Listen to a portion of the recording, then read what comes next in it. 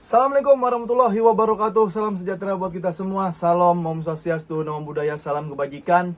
Balik lagi di channel YouTube Afif Safif Pakar Bola, mengomentari sepak bola dengan kebahagiaan, dengan penuh berita informasi yang bakal gue sampaikan buat kalian. Dan sebelumnya seperti biasa gue mau ngucapin terima kasih buat kalian ya yang udah nonton, like, komen, dan subscribe channel YouTube Pakar Bola ya. Jangan lupa di-share juga. Dan gue doain semoga semua dalam keadaan sehat walafiat. Dan hari ini gue belum ngeset banyak, tapi ini set seadanya. Di belakang gue ada Babang Messi, sang God. Dan ya gue akan memberitahu kalian bahwa hari ini gue bakal membahas terutama seputar Barcelona. Barcelona ya. Ternyata ada problem antara Xavi dan Deco.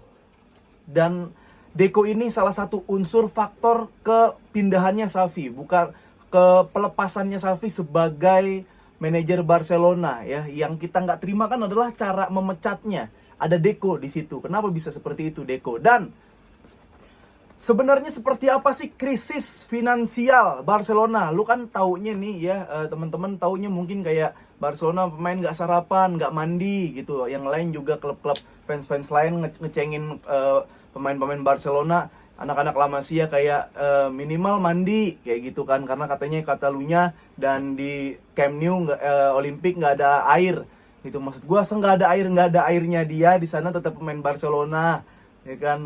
Minimal mandi nggak mandinya dia pemain Barcelona gitu kan, nggak nganggur ngata-ngatain tapi nggak mandi tapi nganggur tuh gimana gitu. Tapi sebenarnya seperti apa akan gue bahas nanti. Dan kedatangan Hansi Flick yang sekarang ya, hari ini Hansi Flick sudah tiba di Barcelona, udah baca semua proposal, sudah berbincang-bincang dan akan menandatangani kontrak hingga Juni ya, Juni sampai Juni lah, 3 tahun kontrak 3 tahun. Nah, yang pertama Xavi dan Deco.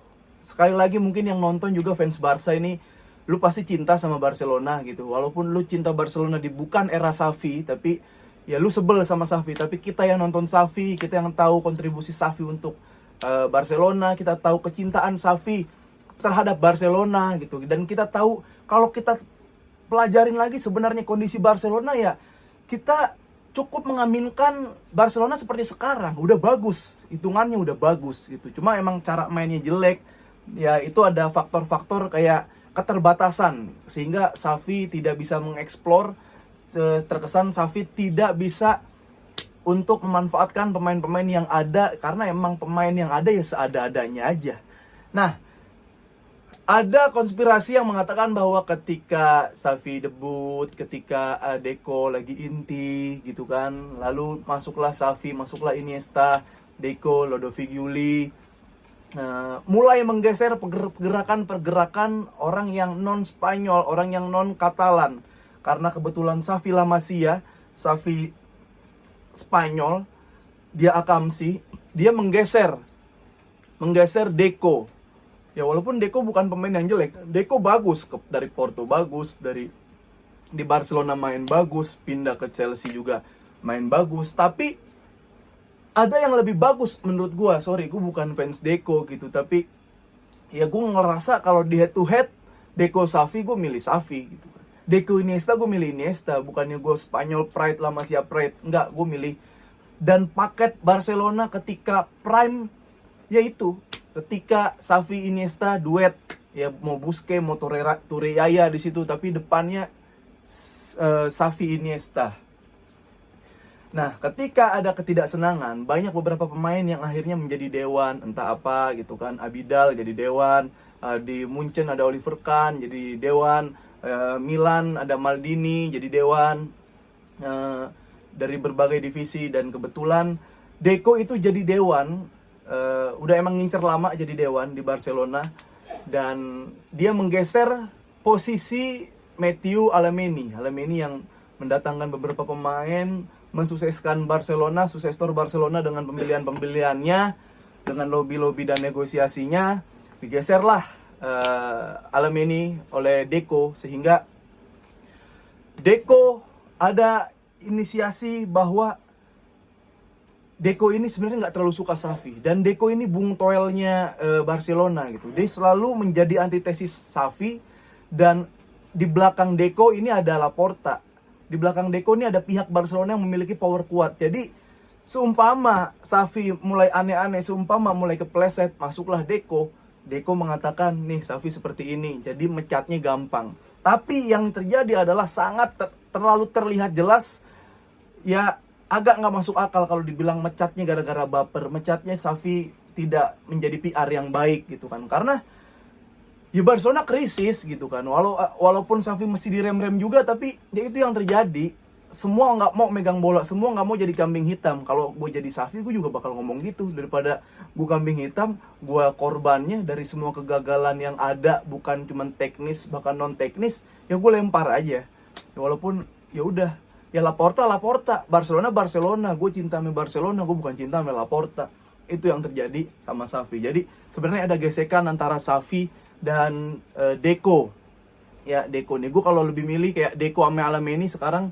Ya Alemany lah, dia mendatangkan pemain-pemain dan sesuai porsinya, sesuai kebutuhan Barcelona. Nah, sehingga ya udah Xavi mengatakan bahkan untuk pelatih yang akan menjadi pelatih Barcelona, dia bilang kayak, ya lu harus siapkan tenaga karena lu akan kesulitan dengan kondisi Barca yang seperti sekarang. Nah, apa kondisi Barcelona yang seperti sekarang? Ini mau gue bahas. Ini ada tulisan bagus banget dari Kompas. Gue nggak tahu, belum kebaca ini tulisannya siapa ya, tapi ini gue baca di Kompas. Ya, kalau Xavi faktornya kenapa mainnya aneh, faktor utamanya menurut gue itu kehilangan Sergio Busquets. Ya, untuk sepak bola atraktif, untuk sepak bola menyerang, untuk mengandalkan ball position, kita butuh pemain yang kayak Busquets, yang bisa menjadi jangkar, ya, menjadi registanya di situ.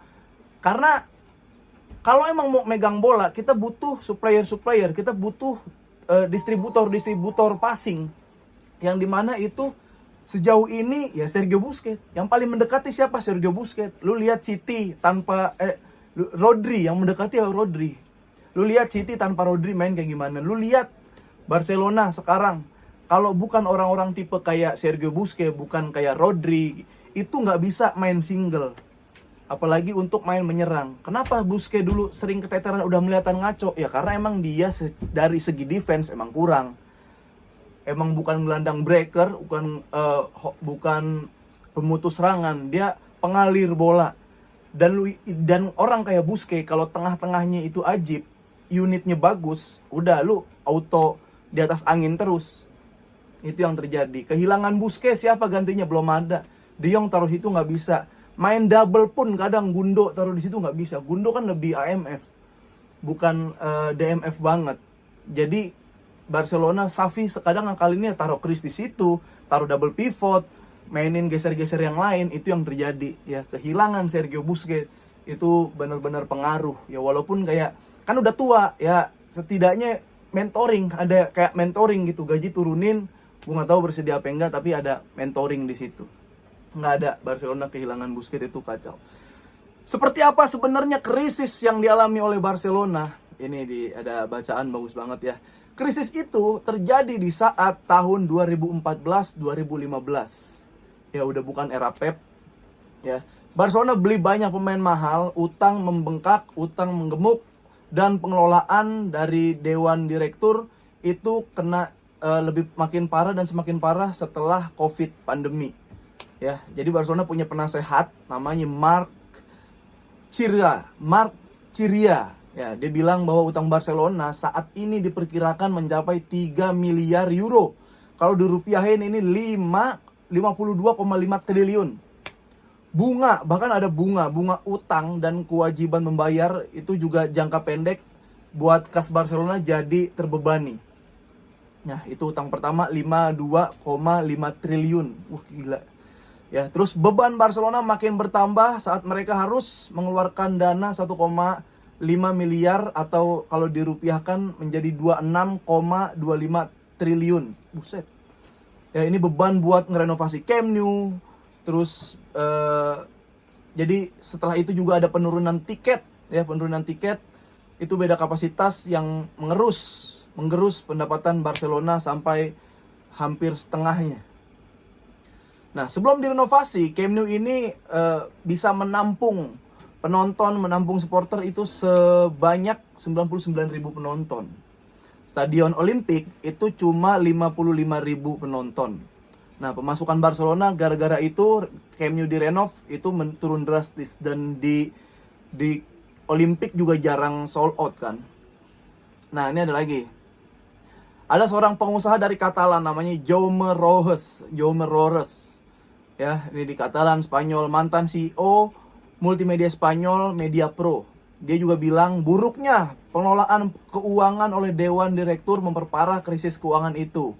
Hal itu terbukti ketika Barcelona menjual Neymar senilai 222 euro pada tahun 2017. Dan pada saat yang sama Barcelona mencatatkan keuntungan 32 juta euro. Untung Barcelona sudah sangat besar. Pas saat itu manajemen keuangan di Barcelona historis yang memang sangat buruk. Di perusahaan manapun jika kalian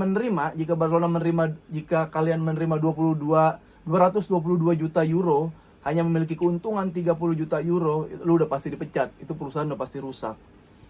Nah, setelah itu Laporta balik lagi jadi presiden. Ya, Laporta balik jadi presiden yang kedua kali di tahun 2021. Langsung ngambil utang 600 juta euro ya dari Goldman Sachs buat nambel utang-utang yang lain. Nah, jadi buat jangka pendek tuh. Terus Laporta juga menjual saham 25% kepada hak siar televisi La Liga dan 49% saham Barcelona pada Studios di tahun 2022. Penjualan saham. Nah, dapat lagi suntikan dana 808 juta euro atau sekitar 14,14 triliun. Dengan dana itu Barcelona dapat mendatangkan beberapa pemain. Makanya Barcelona bisa datengin Lewa, datengin Rafinha, datengin Konde. Yaitu digabungin nilai jadi 150 juta euro. Kedatangan pemain bintang itu cukup membantu pergerakan Barcelona di La Liga musim 2022-2023. Nah, setelah itu ya, itu menganggap ini cara yang berhasil untuk menyelesaikan masalah. Tapi langkah Laporta justru menambah masalah baru. Utang dan beban-beban Barcelona tidak berkurang ternyata. Ya, sedangkan aset Barcelona mengecil dan kemampuan mendatangkan pendapatan juga semakin kecil. Ya, sebagian saham karena udah dijual. Sebagai gambaran tadi 25% buat hak siar televisi. Terus Barcelona juga berpotensi kehilangan pemasukan 40 juta euro atau 700 miliar per tahun. Wah, kacau banget ini. Nah, klub mendapatkan 600 juta euro saat menjual 25% hak siar pada investor dan akan mendapatkan 1,2 miliar euro dalam 30 tahun mendatang, kata Kiria. Nah, itulah yang terjadi di Barcelona. Dampaknya apa? Dampaknya itu keuangan Barcelona berdampak langsung pada kemampuan mereka menggaji pemain dan membeli pemain bintang yang sesuai dengan kebutuhan tim. Pemain baru Barcelona juga akan kesulitan membayar gaji dari pemain mereka sesuai kesepakatan sebelumnya. Ini berarti Barcelona bisa demo nih. Secara sederhana, aturan Financial Fair Play atau FFP di Spanyol mewajibkan klub untuk menghitung pendapatan dan pengurangan serta pengeluaran olahraga non-olahraga dan dikurangin utang. Nah, hasil kedua pengurangan itu baru digunakan sebagai pembayaran gaji atau amostrasi. Nah, itu dia. Jika menjual 24% lagi, Barcelona kehilangan 80 juta euro per tahun. Nah, amostrasi ini dalam konsep La Liga adalah biaya transfer pemain dibagi lamanya durasi kontrak dalam tahun setiap awal musim. Amostrasi itu harus dilakukan bersamaan dengan gaji pemain. Krisis keuangan Barcelona mendaftarkan amortisasi ya sehari sebelum baru atau mulai agar tidak beban di dalam pembukuan musim sebelumnya.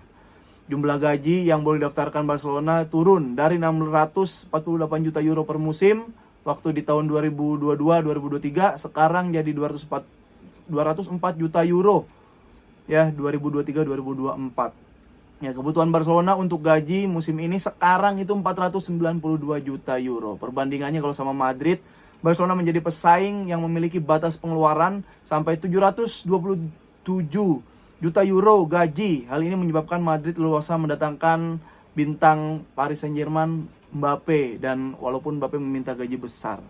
Bagi Barcelona, pengeluaran gaji untuk amortasi ini harus dilakukan dengan hati-hati Cara ngatasinnya itu dengan pemasukan yang jika